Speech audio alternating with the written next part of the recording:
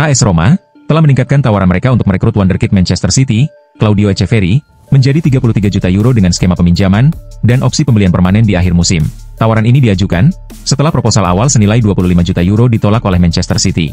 Transfer ini semakin menguat karena keinginan kuat dari Echeverri sendiri yang sangat ingin bermain bersama dua rekan senegaranya di Roma, yaitu Paulo Dybala dan Matthias Sule. Ia bahkan menolak tawaran dari klub La Liga, Girona, demi mewujudkan kepindahannya ke Italia. Sebagai bagian dari negosiasi, Manchester City menyisipkan klausul pembelian kembali senilai 40 juta euro jika Echeverri menunjukkan performa gemilang di masa depan.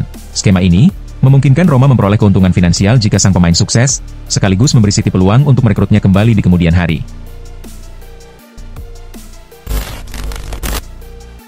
Real Madrid dilaporkan tengah memantau gelandang Chelsea, Enzo Fernandez, untuk potensi transfer di bursa musim panas. Ketertarikan ini bukan hal baru, karena Madrid sudah lama mengagumi kualitas pemain asal Argentina tersebut. Fernandes sendiri tampil impresif musim lalu, dengan mencetak 9 gol dan memberikan 17 assist dari 53 pertandingan di semua kompetisi.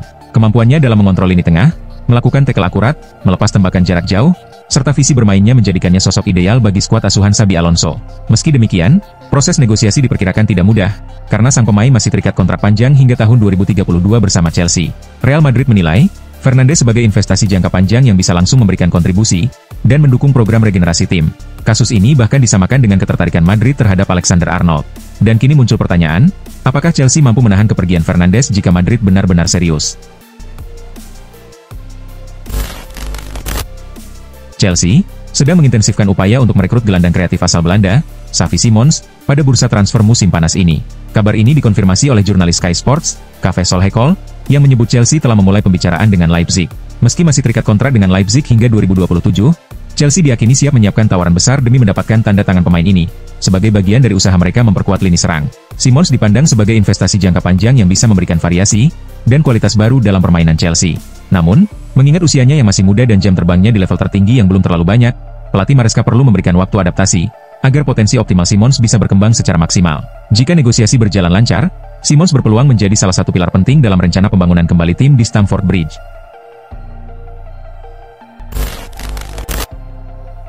Liverpool melakukan aktivitas transfer yang sangat ekspansif dan agresif, dengan mendatangkan pemain-pemain berkelas seperti Florian Wirtz dan Hugo Ekitike. Langkah ini menunjukkan tekad kuat Liverpool untuk meraih prestasi maksimal di musim depan.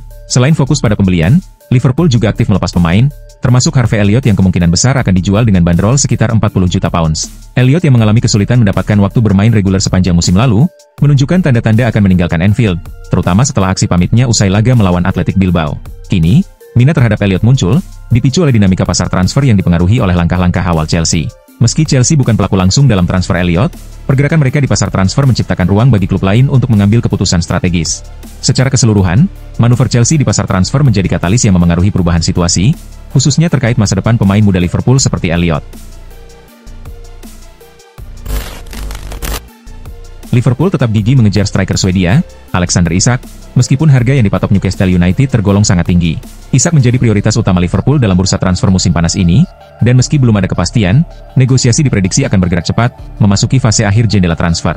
Newcastle saat ini menghadapi tekanan regulasi Premier League, terkait Profit and Sustainability Rules, yang mengharuskan mereka melakukan pembenahan skuad secara finansial. Kondisi ini membuat Newcastle kemungkinan besar harus melepas salah satu pemain bintang mereka, sehingga situasi tersebut menguntungkan Liverpool dalam proses negosiasi.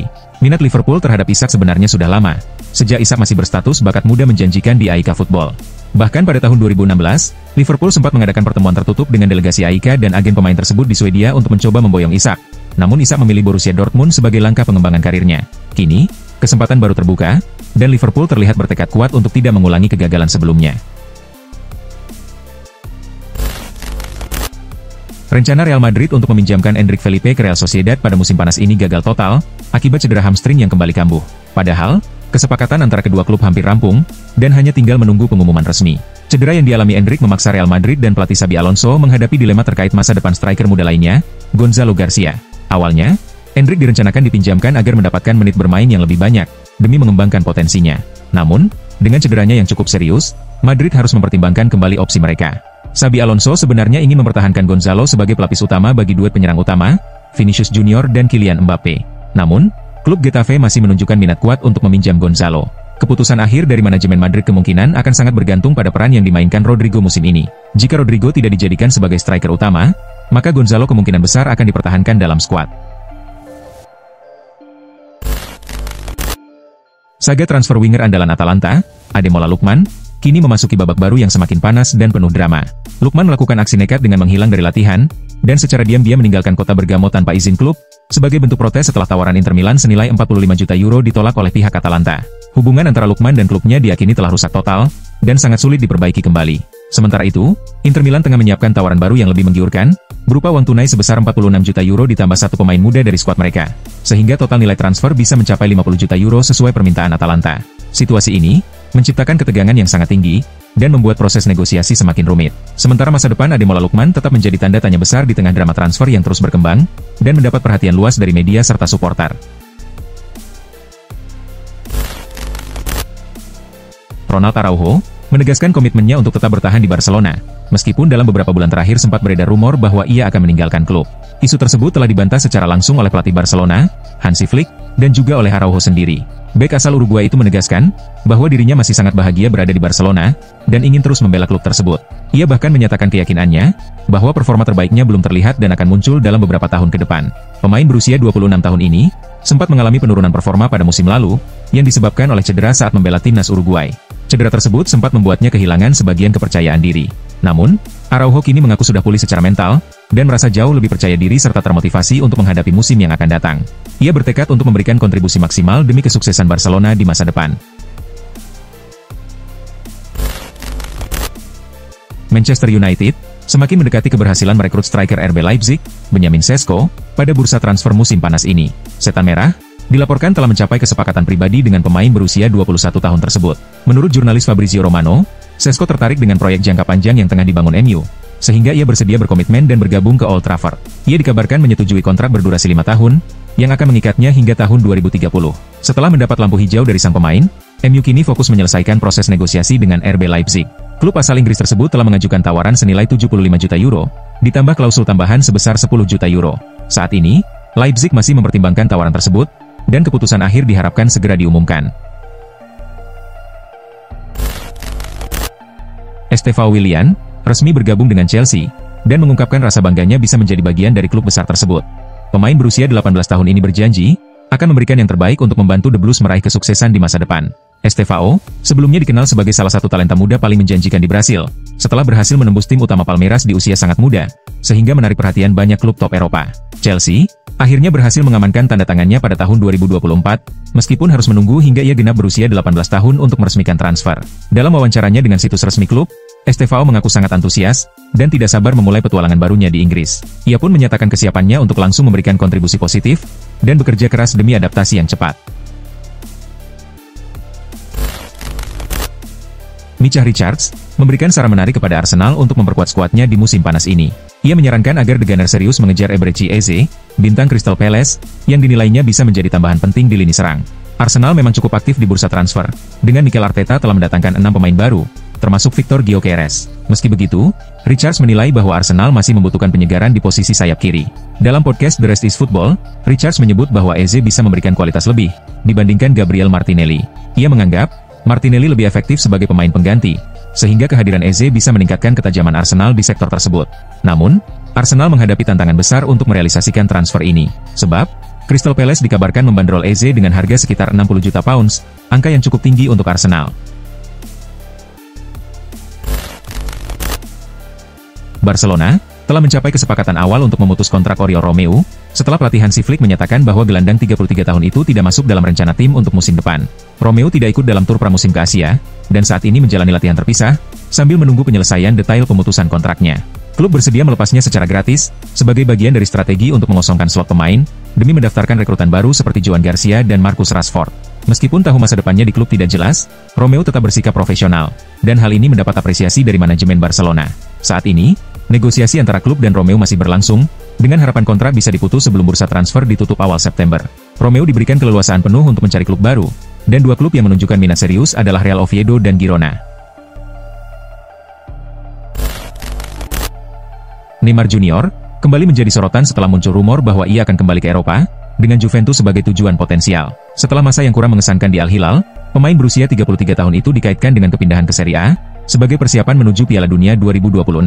Rekan senegaranya di Juventus, Gleison Bremer, menyambut positif wacana tersebut. Juventus dianggap sebagai tempat yang tepat bagi Neymar untuk membuktikan bahwa ia belum habis. Gaya main Serie A yang lebih taktis dan lambat, dinilai cocok dengan kondisi fisiknya saat ini. Selain Juventus, Marseille juga dikabarkan berminat. Meski karirnya penuh naik turun dan kritik, Neymar tetap dianggap memiliki kualitas luar biasa. Direktur CBF menyatakan, bahwa jika Neymar fit, ia masih layak masuk tim nasional Brasil. Jika benar kembali ke Eropa dan tampil di Piala Dunia 2026, Neymar berpeluang mengubah persepsi publik, dan menutup karirnya dengan catatan gemilang.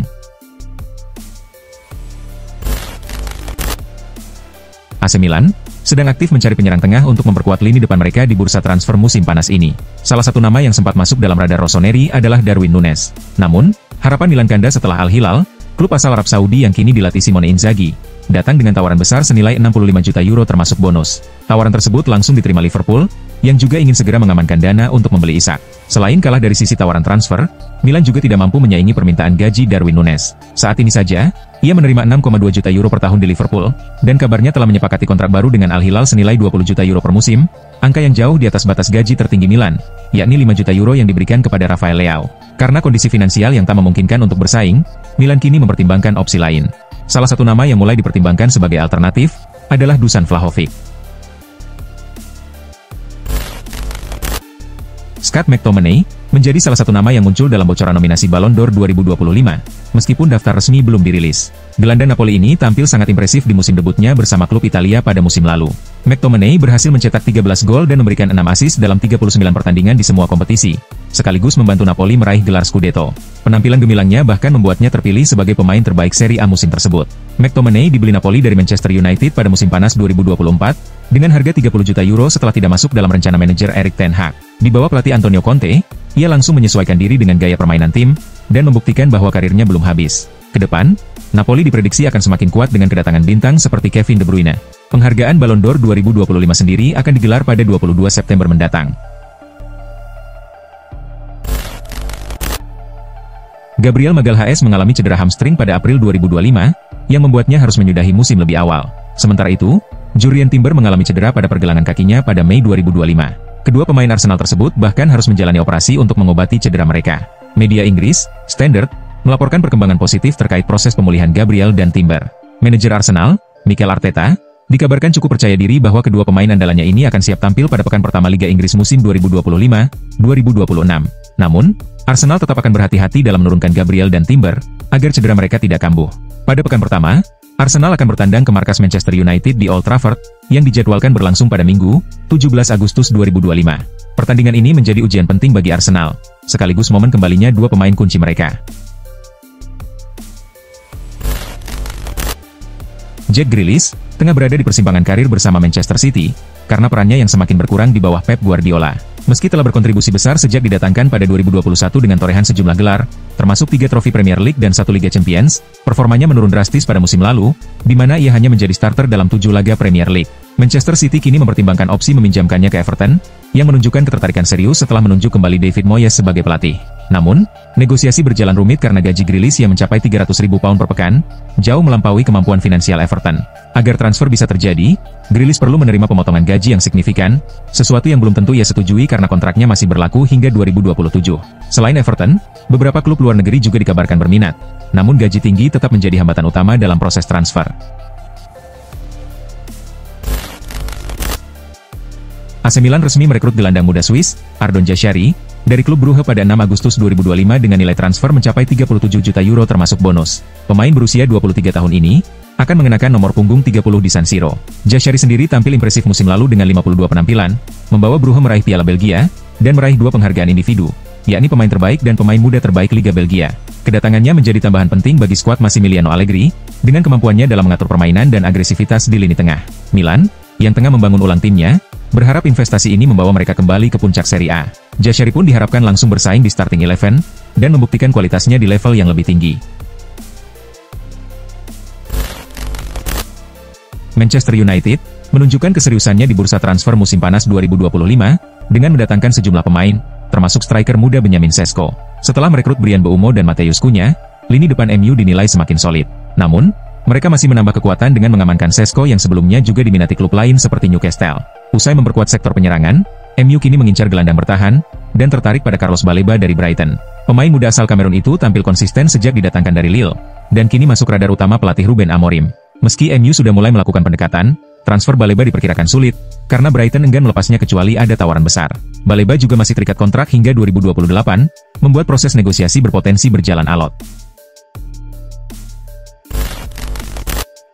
Arsenal menelan kekalahan 2-3 dari Villarreal dalam laga uji coba pramusim di Emirates Stadium pada Kamis dini hari.